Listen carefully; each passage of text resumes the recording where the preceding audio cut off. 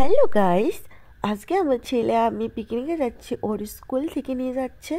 এই যে খচ্চরটা বসে আছে এখানে, আর ওর পিসিমণির সাথে কথা বলতেছিল।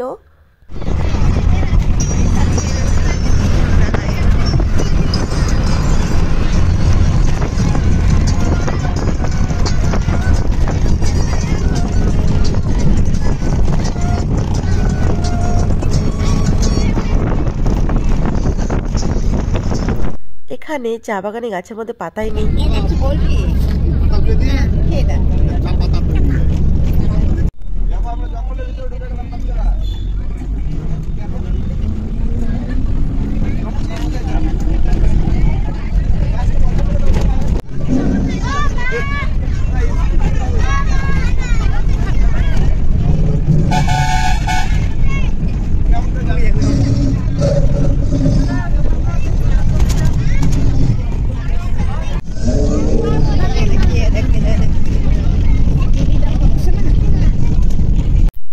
আমাদের বাসগুলো এখানেই রাখা হলো, আর এখান থেকে আমাদের হেঁটে যেতে হবে। ও হ্যাঁ, তোমাদেরকে একটা কথা বলতে আমি ভুলে গেছি যে আমরা পিকনিকে কোথায় এসেছি। এটা খোয়ের বাড়ি, ফার্স্ট টাইম নাম শুনলাম, এবং ভূতও আমি ফার্স্ট টাইম এসেছি। তোমরা আমার ব্লগটা টুকটুক করে দেখো, তাহলেই বুঝতে পারবে। আর তোমাদেরকে আমি কিছু কথা বলতে চাই এই খয়ের বাড়ির সম্পর্কে, একটু পরে বলবো। আর এখানে আমার ছেলেকে দেখো, ওর মাস্টার মশাই কন্ট্রাক্টরের উপরে বসাই দিয়ে কিভাবে ফটো তুলতেছে। কুচবিহার জেলার আকর্ষণীয় পর্যটক কেন্দ্রগুলোর মধ্যে এই খয়ের বাড়ি অন্যতম। এই খয়ের বাড়ি পাখিদের সর্বরাজ্য তো বটেই।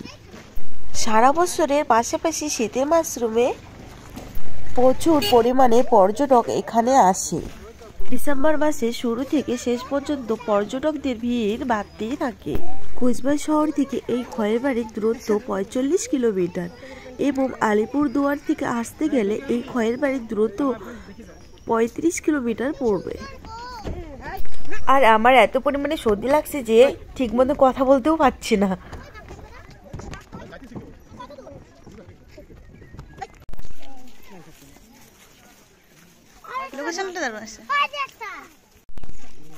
কোথায় যাচ্ছিস? কোথায়? আসো।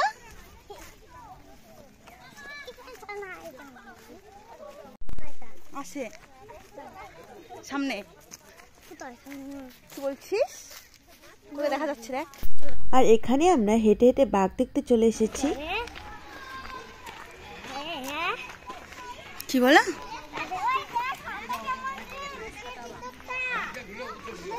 এখানে আমরা বাঘ দেখবো।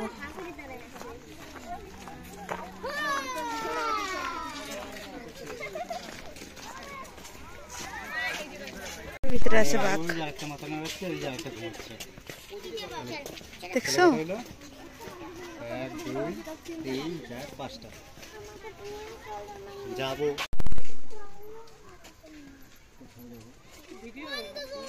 দেখছো বাঘ?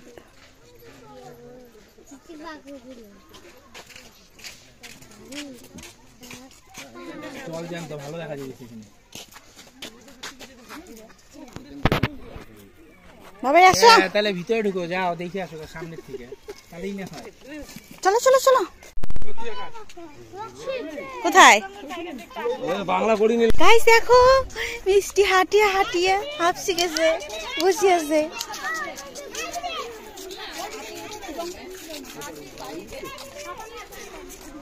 তো ওখানে আমরা বাঘ দেখতে গিয়েছিলাম। বাঘ অনেকটা ভিতরে, ঘরের ভিতরে রেখে দিয়েছে, তো সেরকম ছোট ছোট দেখা গেছে, সেরকম বড় দেখা যায় নাই।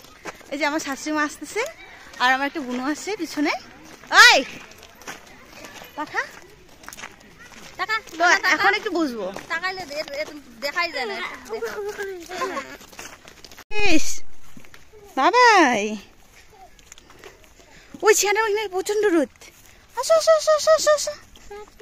ওই যে ওর ওখানে বসবো, গাছের ওখানে।